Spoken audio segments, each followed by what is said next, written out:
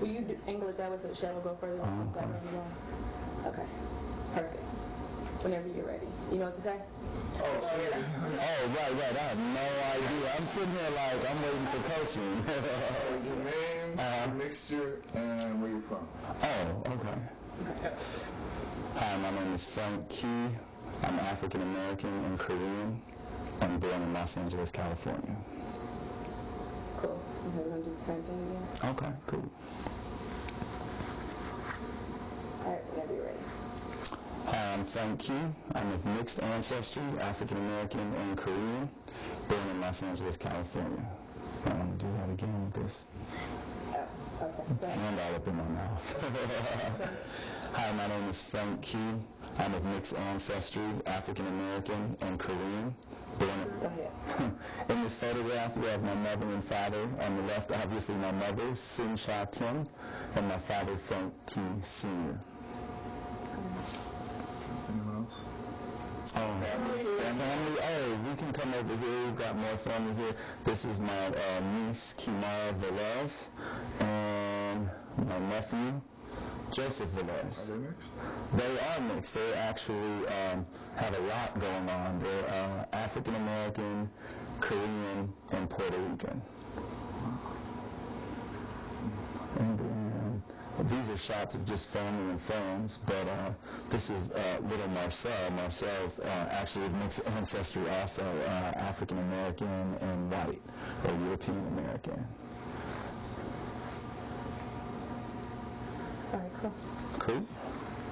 Gets here to the United States. Here's a little Korean girl in traditional Korean clothes, about 4 years old at this time. She gets off a plane and meets her African-American family. My father's one of 10, so she meets 9 uncles and aunts and grandparents, who then whisk her off to South Central LA, which was her first experience of living here in Los Angeles. Wow. So she came first, and my mom followed shortly thereafter. Yeah. Wow. Now, was your sister just... I'm curious about the piece here. Are you an American citizen, or? American citizen, because she, as far as her documentation and things of that nature, she was the daughter of an American. Oh, okay. So she ended up being an American citizen, and my mom, kind of being the parent, gets all the rights and privileges to come on over as well. How long were your parents married? Are they still married? Good question. My mom actually passed away when I was 14, so 1989 in July. She passed away, but they were married all the way up until, that point. Wow. Yeah, so, she survived now by her 2 children, myself and my sister Deborah, as well as my father. Wow. That is a great story. Definitely. So, when you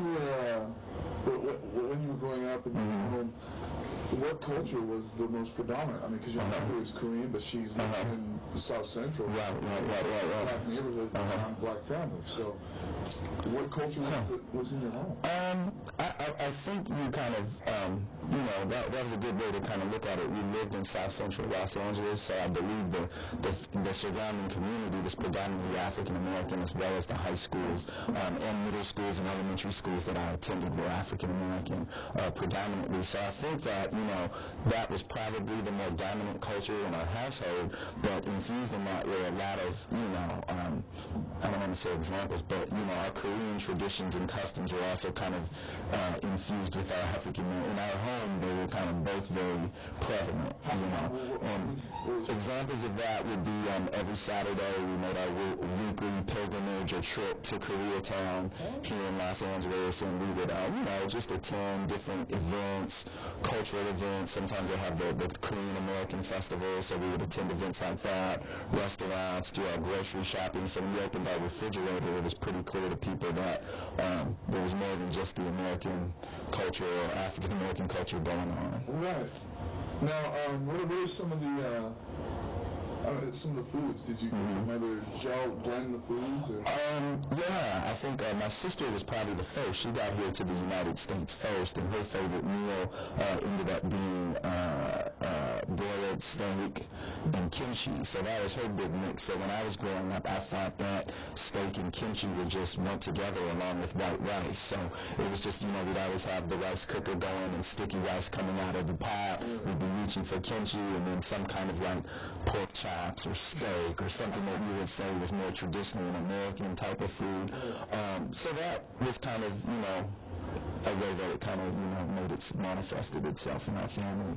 And then my mom also spoke a very interesting form of broken English and Korean, so I kind of came up in a household where her and my sister being born in Korea, obviously they could carry on conversations, in Korean, and then I could typically follow along and understand, but my language use of Korean wasn't as strong as my sister's. Right. So your mom spoke to you in Korean? Or? Yes, she in both. I'd say more so in broken English, just she kind of mixed both languages and spoke to me that way, and I think that was commonplace in our home. But when we go outside, obviously my mom would just speak English, same with my dad. Did your parents ever sit you down and explain to you about your mixture and how you would be seen in society? No. They never had the conversation with me. My sister, she's 12 years older than me, so it's almost like having a second mom in many ways. So she kind of raised me and would sometimes bring issues up, or sometimes issues would just confront us. And I kind of mentioned that I think most people would assume in looking at me that I was African American, and they make the same assumption about her when they look at her and assume that she's Korean. So me being, I'm a big guy, so I would always, was even a big kid, we would just be going out to the mall or to the store, and there were times where people would drive up. I remember one time a group of black girls, African American girls, rolled up next to us, and they looked at me and they go, "Oh, you sell out. You could have dated one of us." And my sister, being born and raised for the majority of her life South Central LA, she had plenty of attitude for not only just our family, but just kind of the way she was raised and what high school she went to. She just went off, like, just starts cursing, going off, throwing major teeth, and they were like, "Whoa." The girl's kind of, she's kind of live. She's got a lot of soul, and she just let them know, that wasn't cool. And I think that was my first experience where I had to then realize, okay, this isn't, I just always thought of it as family, and I never gave it a second thought, you know what I'm saying? But then that was the first time I was kind of confronted with it, like, whoa. So, I was probably, I think, like, no more than 11 or 12 at the time, but again, just a really, really big kid, so maybe they mistook me for being a little older, and they were kind of, I think that they were definitely too old for me to even think about dating at that age, right? But they said it to us, or made the comment toward us, and when I saw my sister go off, I just went, okay, so obviously there's some issue with, how we look or how people perceive us. Did she explain it beyond that, or did she did have? Well, I saw what she said, and I don't think she really went into detail about it, other than to just tell me, I think, if I were to quote her, she probably said, like, those bitches are ignorant, or something like that. She was just like, they're ignorant, they don't know what they're talking about, and basically, shouldn't even matter. Now, when you went to school, how did the kids respond? Because you went to school with mostly American kids, right? How did they respond? Well, I was always pretty proud of my mixed ancestry. I think everyone pretty much knew that all of my friends had either come to my home or hung out with me and my dad or my mom or had seen us. So I think people were pretty, it was always okay. I didn't really run into too many problems with it. Two things in regard to my mom. One, when I was young, about 3 years old, she had a stroke and lost use of the left side of her body. So there was not only coming to grips with, as a young kid going, we're a mixed family and we're a little bit different than a lot of my friends on the block and the composition of their family, but also I recall in my young childhood also having one of my friends say to me, like, "Oh, so your mom's handicapped?" And I was just like, I guess so, because I pretty much had lived with my mom all my life, so her having a stroke when I was 3 and using the use of her left side, I don't think there was a lot of memory for me to draw from of her being any different. It was just always reality for me. So that was something interesting coming up, kind of like people once saying, oh, your mom's Korean or she's different, and maybe noticing that, and then also them telling me, oh, she's handicapped, and even just things that I had always just taken for granted as being pretty normal, or it's my family. So I never really had an issue. The toughest time for me was probably during 1992 when the LA riots broke out, going to predominantly African-American schools, then having the riots break out, and I remember watching one afternoon and they were showing like Korean grocers and African-American folks like rioting and shooting at one another, and there was a big shootout, and I remember it was about like 5 or 10 blocks from where I was living. It was like on 22nd Street in Western, and I lived off of 30th Street in Western, and I remember just kind of looking at the news and kind of going like, dang, and going to school the next day and hearing a lot of my African-American friends maybe say some things that were in many ways racist or prejudiced toward Korean people, and then also sometimes being subject to vice versa, like maybe hearing people utter in the Korean language when we be in the Korean market, like maybe say something like rude or make a little joke about my mom and her dragging around this big, 150, 200-pound oversized black kid around the market, so she might not be paying attention, or I'd be walking off and just hear people comment in their language, but it was pretty clear, when they were saying something. Did that ever make you, how did it make you feel when you hear that? I usually just brushed it off. Not to say that I don't think that's, as an adult, I think I'd probably be more likely to want to say something or kind of correct people in their thinking or kind of at least challenge them. I think when I was a kid, it was kind of my family. I think maybe I was a little bit shy, or maybe I don't want to say uncomfortable with who I was, but I knew that I started realizing that this was kind of an issue for others. So there were some times where I would I'd hear people make comments and it might bother me, but I would kind of just button up and let it pass. Did you in that whole debate that came out of the riots, Korean shop owners versus consumers, did you feel that you were being pulled by either side, or did you understand both sides? I felt like I could understand both sides, I think a lot of people would say, oh, they felt like they were pulled one way or another, but it really didn't change the way I felt about, African Americans or Korean Americans.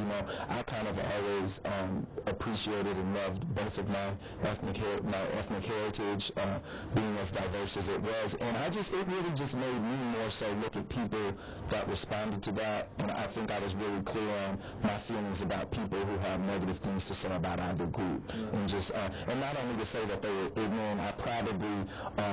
I kind of was a political activist, if you will, in college, and I think those were some of the ingredients just before I started college, some of the things that went into my baggage that helped me kind of start to grip and wrestle with people's ethnic identity, their cultural heritage, how everybody's views seem to be very narrow-minded, especially I don't want to say that that would actually be me being narrow-minded, saying that a lot of people that don't come from mixed backgrounds tend to make judgments, but all people, regardless of your background, tend to make really harsh judgments about people as they view as different than themselves, and I think that it just helped me to kind of tune into that and be aware of it and pay close attention for it. Whenever it was. Did you feel that you needed to explain one side over the other? Not for me. It was a big issue in my family. I think it was a bigger issue for my sister.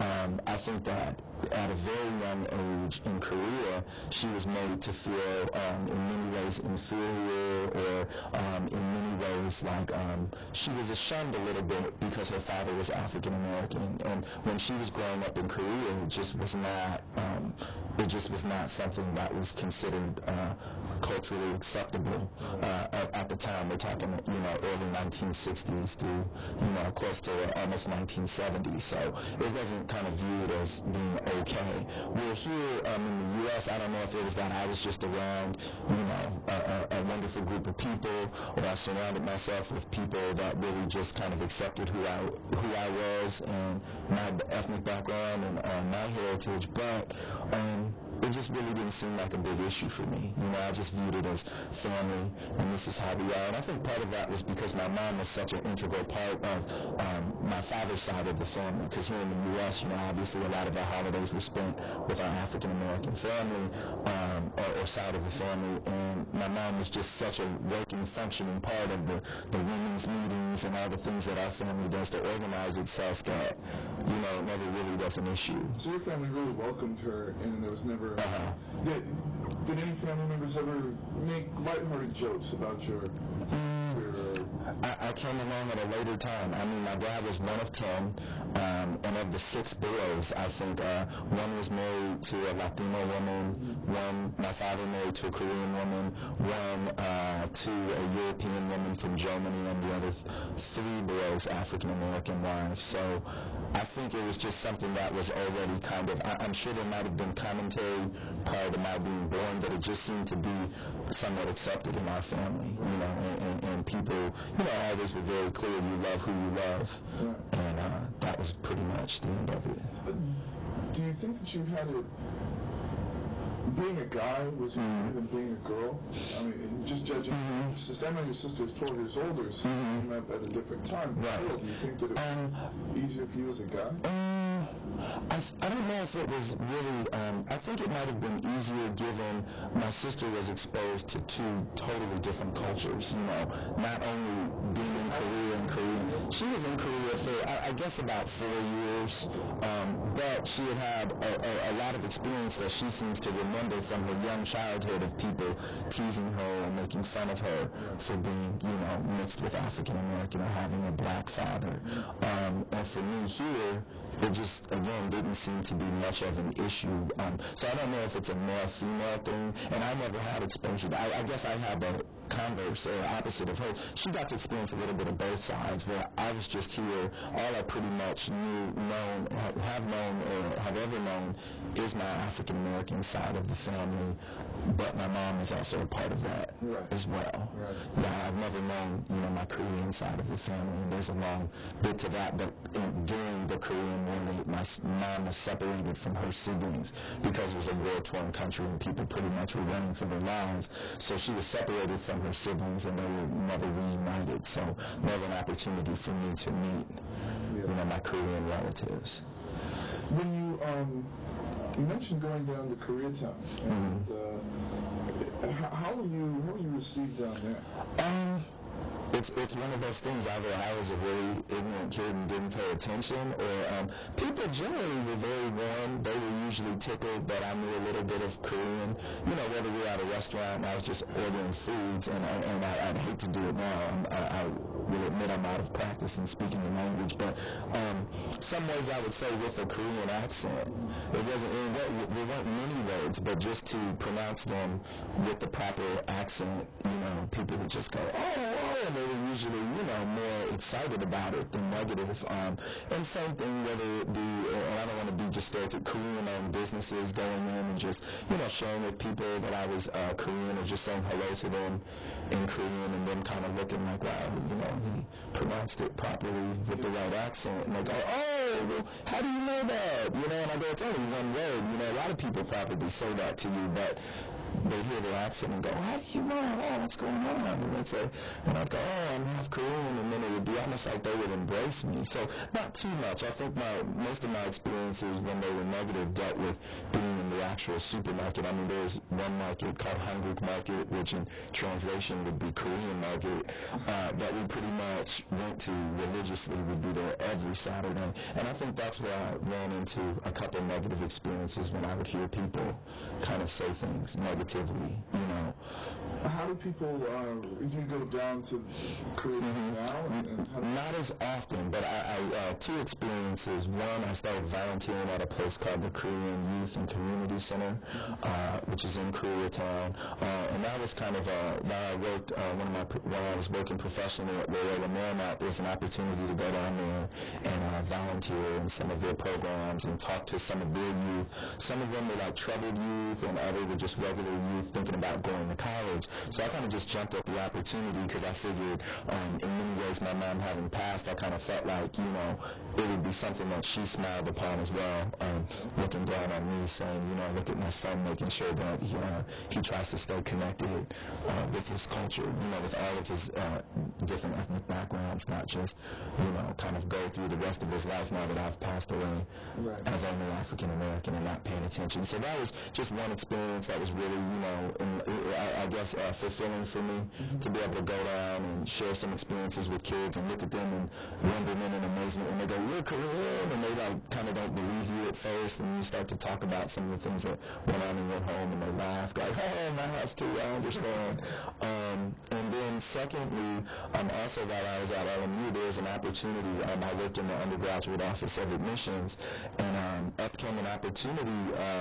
We had traditionally always done very heavy African American and Latino specific recruiting, so we kind of recruited students generally to our university, but then there were specific programs set up for African American recruitment and Latino recruitment, and Asian Pacific American faculty and staff got wind of that on campus and said, we want to do Asian Pacific American directed recruitment, and we need someone to do it. And our boss looked around our office and saw that we didn't have anyone of Asian or Pacific American descent in the office, and he goes, Frank, you're half Korean, what do you think? And I go, you know, those parents, after I get done talking to them and writing them, and, you know, they're going to come to campus one day and meet me and go, whoa, hold up, this isn't exactly, you know, what we signed on for.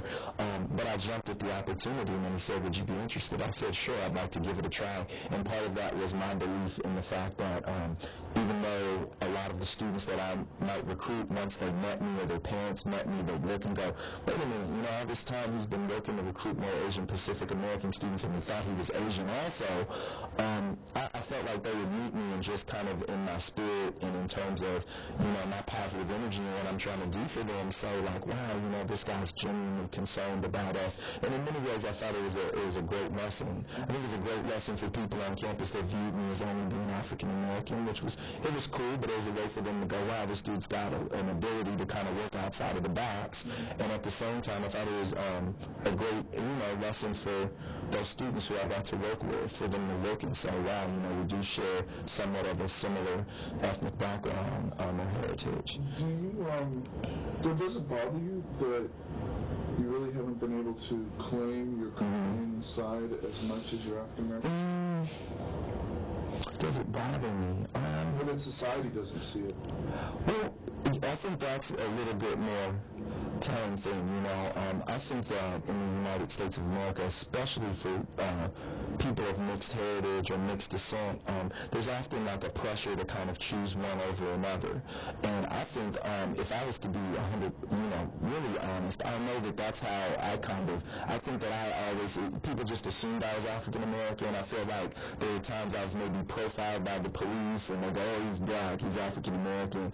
And I think that I just kind of accepted for many years, hey, I'm African American. I think at home, you know, I knew that I respected my, you know, the diversity of my heritage, and I really appreciated it. But I think, you know, socially and even in many times politically, you know, you are kind of as other people view you, even though I believe, you know, I am as I am. But in many instances, you know, I was pretty much, you know, people see me, they assume, hey, he's African American, and they leave it at that. And I kind of just lived life that way. And then when there were opportunities for me to obviously, like through my work, to really involve myself in the Korean community or in the Asian Pacific American community, I kind of jumped at it. In what other ways has your mixture enabled you to go outside of the box? I think, remember, just growing up in the type of family I did, you never made any assumptions about anybody that you met. Pretty much, I go out into the world, I meet people, and I take them at face value. You know, it's kind of like everyone's on a good page with me until they do something negative or I feel disrespectful or wrong. Do you think that has something to do with your mixture? I think so. I had a very interesting upbringing, obviously, with the two cultures, obviously with people in our own home. But, in some of my friends who are of mixed heritage, all the kids kind of came out looking somewhat the same. You can tell maybe they're mixed, but they kind of all were a similar skin tone. Coming up in my family, where my sister looks Korean, I look African American, that was an interesting dynamic, and I think that, that enabled me to deal with some things. And also, it also brought a wealth of different beliefs into our home. My sister and mom were practicing Buddhists, so there was kind of like a Japanese aspect of culture and maybe spiritual Eastern influence. And then my dad's family, who were Baptist, so there was a Christian perspective in the household as well. But for me, it was always kind of trying to blend the best of all worlds, and like kind of put it together. So oftentimes, I'd be in church doing what I thought was called meditating, and other people would say, oh, we're praying, why are you so silent? And I'd go, well, I'm meditating, same thing. And they would go, no, that's different. And I'd go, not really, like if you really just sit down and pay attention to, what's being said, I kind of feel like there's a lot of similarities. So I was always able to kind of, again, draw similarities between different cultures, practices, forms of spirituality, and I just always thought of it as a plus. Yeah. It felt good to be able to do that. Now, how has your mixture affected your politics? You talked about we're political college. How did your mixture feed that political side? Right, and that's where it came out the most. I remember being confronted in college by some of my Asian friends and them saying, well, Frank, you're always standing up for your issues and leading the black student community. And I said, yeah, you're right. And I thought about it and I said, that's true. And I think that that stuck with me until the time when I had the opportunity professionally to work with Asian and Pacific American populations. But yeah, politically, I think that a lot of my experiences growing up as a youth in South Central LA that was probably viewed as being obviously an African American young male, there were a lot of times where I brought up before me and my friends or myself being harassed by the police, and I think it started to kind of shape my worldview, as I'm African American, and there's a lot of debate in this day and age about how people self-identify, and I think the more PC thing right now is to say, oh, so you're biracial or so you're mixed, and don't just check off one box. But I think growing up, I was a little bit more comfortable given my surroundings and my environment. I think I just typically, I think I more so assumed that I was African American, or a lot of my political views tend to mirror those that other African Americans shared. A lot of my, beliefs, et cetera, really tend to mirror those of, I don't want to say the typical, but maybe the stereotypical African American. And but now as an adult, as you become older and more mature, I think you learn to kind of think more so as an individual than kind of go along with the group. But I do recall in college, most of my experiences were that of following the track that most African American students, kind of what they did at my school and my college was similar to what I kind of involved myself in. Did you ever think about joining any Korean student groups or any American? I didn't at that time. I didn't. When I was in college, you could say my first 2 years of experience in college were very much so, even where I was viewed by the African American students as, well, Frank's not really down, quote unquote down. He's not always doing the African American thing. I mean, my roommates were all Latino. I was kind of involved in a student government and kind of things that were more considered, I don't know if you would call them worldly, or just things that were concerned about the general community on our campus. And then I had an experience in my sophomore year where I went up to a party. It was a big party, a big college party. We have these every year at our school. 700-800 people crammed into a house in the neighborhood in this Westchester right around LMU. And I come up to the party, me and my roommate, Cesar Rojas, Latino gentleman. We walk up, and all of our black friends that we play ball with, had experiences with, were outside of the party and saying to us, they're not letting us in. And me and Cesar were kind of like, whoa, nah, man, this is like an open party. Anybody can just walk up and walk in, come to the door with us. And I remember them being like, nah, we can't do that. We're cool. I'm just like, just come to the door, we'll get you in. They say, no.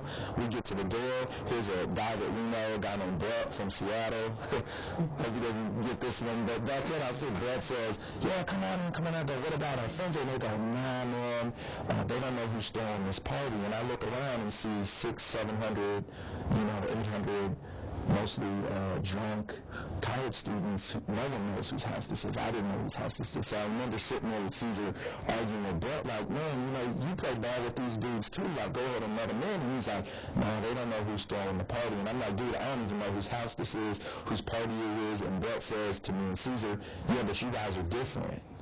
And we said, okay.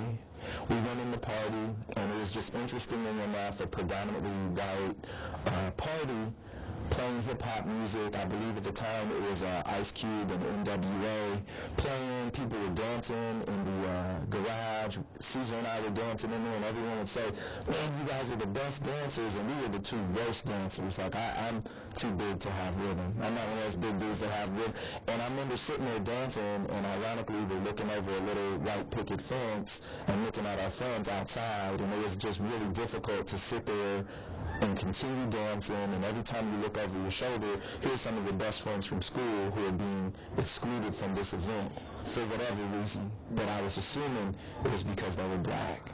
And then as we were dancing, that comment to me from Brett about, oh, you and Caesar are different, it just kept resonating. And it was like, here we are dancing, and so much of, like, like I'm saying, the music even being played at this event created by African Americans, and I'm just sitting there going, hey man, we need to go. And that kind of was a pivotal point in my college career where I made a decision that now everything that I'm going to do from here on out is going to be focused on trying to, not bridge this gap, but make sure that African American students, Latino students at the time, kind of had a place to call their own, a space at school to say, this is where we can be comfortable and relax and enjoy ourselves, but not repeat the mistakes of what some of our friends did at that party by saying, oh, you can't be up in here, you're not with the program, or you're not of the right group, or you're not quote-unquote cool. Right.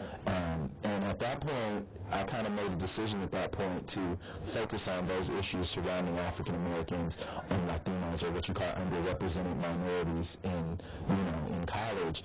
And then it never came up again until one of my Asian friends said to me, you're always writing for these issues, but it's always the black issues. What about the Korean side? And it was very true. When he said it, I was just like, he had me on, what could I say? Like, no, that's not true, dude. It was the truth. And I just said, yeah, you're right.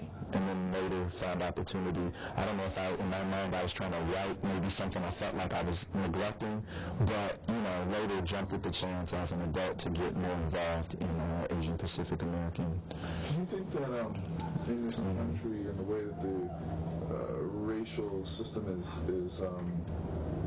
built up or has been created, that dealing with black or racism against black people, against African American people, do you think that is the sort of foundation of the way people react to other ethnicities and races? Say that again. I want to make sure I understand it properly. Make sure I understand what you're saying. But do you think that racism against black people is the basis of what feeds racism against other people? And if we take that, the rest will be a domino effect. Right. I think, I believe America's become so diverse that racism just kind of seems to permeate our culture. I think initially it has something to do with people notice difference. I think people identify themselves as being some part of some group, and people in an effort to give themselves identity try to identify with things. And it isn't always racial. In school there's the smart group, there's the gothic group, there's this group, there's that group. And I think people in many ways, at a fundamental level, to give themselves meaning, think that they have to point to all of the things that they are not. So I think that's just kind of been human nature, even pre-colonialism in the United States. But here in America, I definitely think there are a lot more, I don't even know if you could say more, but I think that there's a prevalence of racism, stereotyping, prejudice placed on African Americans or people of African descent, and I think it's also placed on a whole lot of other groups. And in return, I think, African Americans, Latinos, Asian Pacific Islanders, Native Americans, and whoever, Arab Americans, you name it, I think there's a lot of, stereotypes and things that we may believe that aren't so true, and a lot of racism that we ourselves practice toward white or rural Americans. But it is prevalent, and I think that African Americans in many ways in the U.S. have been the group who are least likely to be accepted. Even if you look at some of the decisions of our government, I sit back sometimes and listen to how upset and how much baggage and how many strong feelings people have around the issue of reparations for African Americans. But I go, Native Americans in many ways received reparations for the wrongs that they suffered at the hands of the United States, when our country was being formed. Same with Japanese Americans, with what happened as recently as World War II, receiving reparations, and in many ways America giving an apology for what they've done to them. Even in many ways it's more economically driven, but if you start to look at the United States, some of the laws that passed, and not right now, but in the last 5 to 10 years past, some of the laws that they've passed opening up trade with Mexico and the rest of Central and South America, I think that in many ways a lot of other groups have gained some acceptance. I don't think, I wouldn't say it to say like we've come a long way, but I think for some reason with African Americans there seems to be a resistance, I feel like, even by the government to even admit their own wrongs and the atrocities. I mean, when you're talking about I don't want to confuse the number. It's either 50 million or 500 million African slaves killed during the slave trade. I think, there's a whole lot of atonement that just hasn't come to light just yet.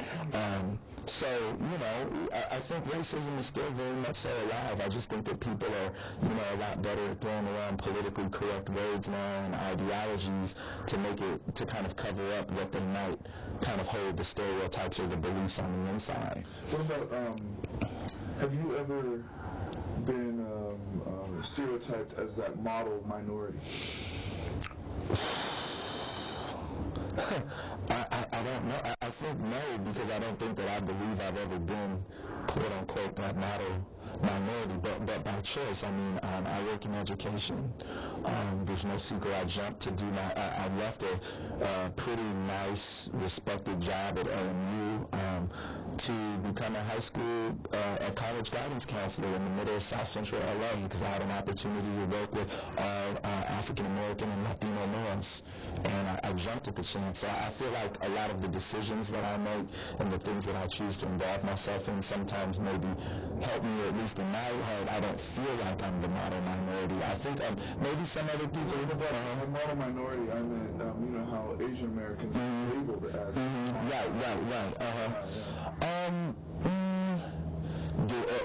Do I feel like that about myself? Has anyone? Have I been labeled? Yeah, have you ever had that stereotype thrown at you? I don't think so. Or maybe I have and just have been unaware, and I'm sure maybe so. Maybe people perceive me that way, because there are a lot of times where I've been in work environments being the, quote unquote, only one or only person of color there at the job, and I don't think I've ever, maybe people perceive me as being that way, because I never had a problem. I was never asked to, leave the job. No one ever had a problem with the way I talked or what I did, so maybe I was perceived as being somewhat of a model minority, but for me, I don't feel like I've... What do you see, you work with kids, like you said, mixed kids that you see in the schools, how, is it easier for them? Is it harder for them? Man, I think it feels like they choose. It feels like they're forced to choose at a much younger age now. I feel like at my school there are a lot of kids who are mixed, African American and Latino, or they're African American and Asian. There's a handful that are at school, and it just seems like at a much earlier age they just decided that they were one or the other.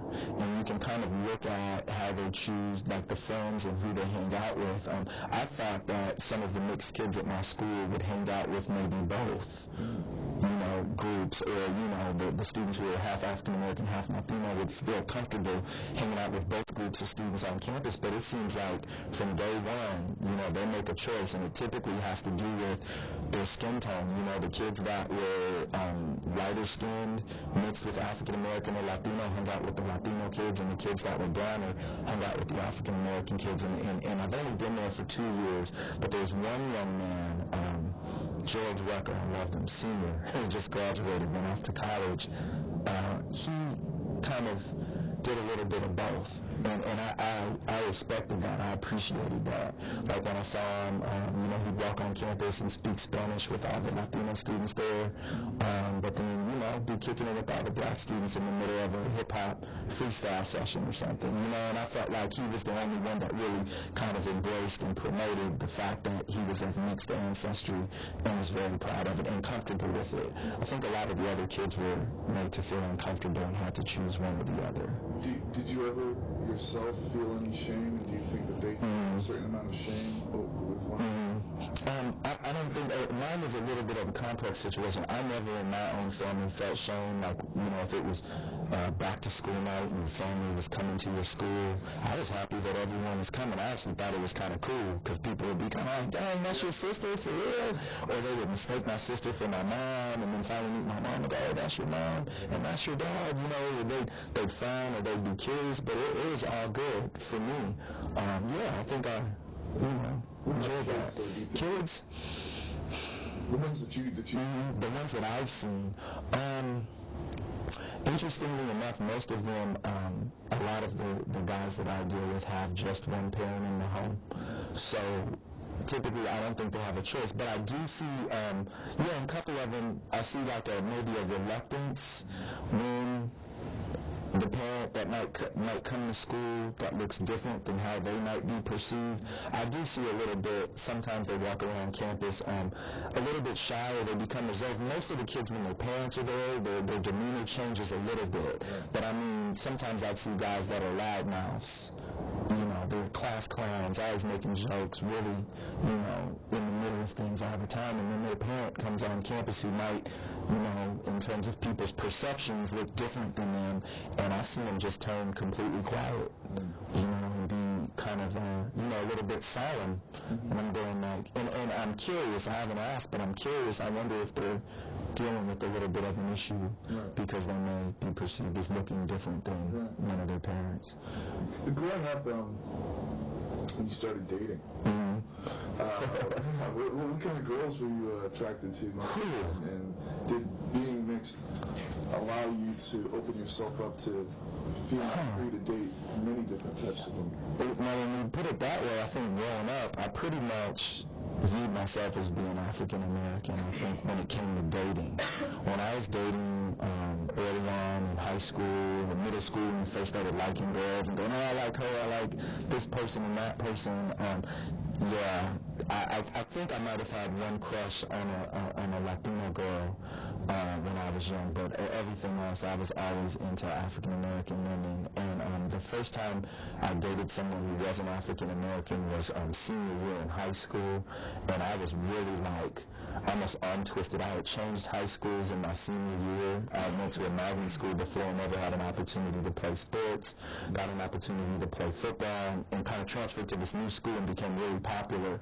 And so there were a lot of different girls of different ethnic backgrounds, like trying to like we were talking and hollering at me, and I would be like, nah, I'm cool. And there were guys at this new high school. I went from a place called Laces to Culver City High School, and a lot of the African American guys that I hung out with on the football team and stuff, I think they had been kind of raised in this culturally diverse environment, maybe a little bit more so than I had, and they seemed a lot more open to it, and they'd always be like, man, why are you tripping? You should talk to that girl. Or they would say, oh, she's got a body like a black girl. And it took 3 or 4 months of them constantly saying, hey, man, Frankie, you're tripping. You need to holler at her. And it wasn't like I would point at them and say they're not black, I don't like them. It was just that, save for those images you get on TV where they really try to like glorify, let's say, certain features, or a European or Euro-American or white woman.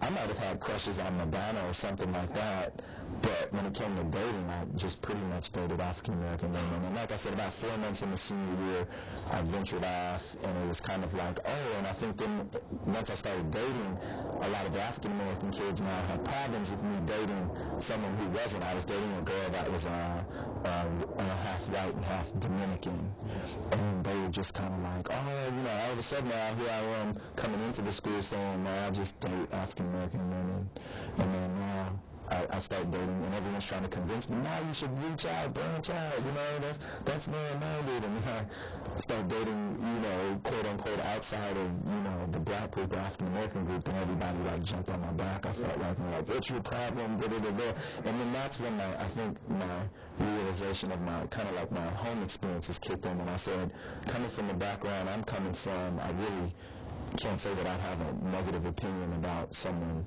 dating someone who's quote-unquote outside of the perceived ethnic group. Right. Any Korean women? Any broad? When I was a little kid, when we would go to Koreatown at the market, I always had a fascination with Asian children, not in any dating sense, but I would go, they're so cute, and I didn't know why. Still as an adult, I do the same thing. But there's, later in college, there's a young woman that was, the way she described her ethnic background was half Creole, half Korean. And I don't know, it was weird.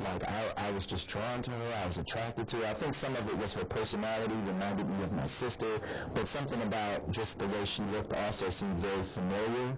And there was just I think that's pretty natural that people kind of tend to be drawn toward maybe things that are somewhat relative to them, or things that they're kind of used to seeing.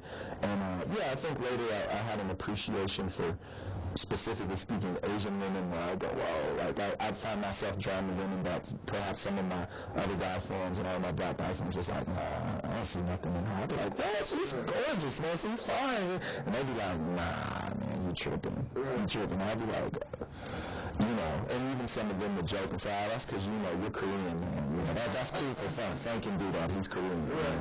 They would say that, and I just go, I guess that's what, So as an adult, has it changed? As an adult, definitely. I think you kind of, as you grow up, and I don't want to, as you mature, because there's a time and place for that for everyone, has their own date. I think as you mature, you start to be able to kind of put a lot of these experiences together, and I think as an adult, I just realized, it's a blessing either way just to be alive, but what a blessing for me to have had such a diverse experience growing up.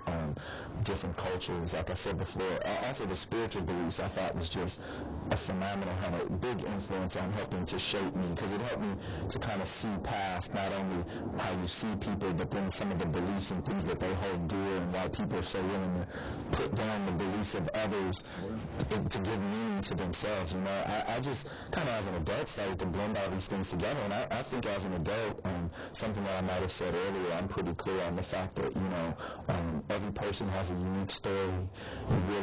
It's cliche to say, but you can't judge a book by its cover. When you see people, you have no idea what's going on in that person's life. You don't know their experiences. You don't know what they're partial to. You have no idea until you actually sit down and talk with that person or have some type of dialogue or exchange. And that's one thing that college also, I think, teaches a lot of folks. I think when you go to a college campus, and if you're fortunate enough to be in an environment where it is somewhat diverse, on the first day, here I am, this free-thinking, somewhat eclectic, spiritually half African-American, Korean young man walking into a dorm room where I have this very devout, quiet, shy, Catholic Latino boy, and he walked in and looked at me, and I think I son like do a little cross and kiss his rosary, like I don't know if I can do this. And that was just a prime example of how college, you sit down at the table and you start to share ideas and you learn, most people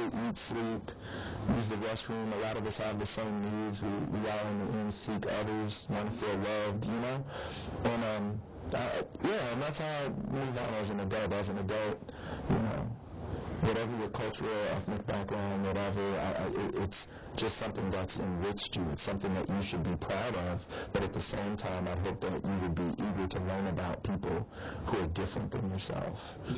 Does being mixed help you? I mean, Absolutely. I think being mixed has definitely, and being exposed to, again, just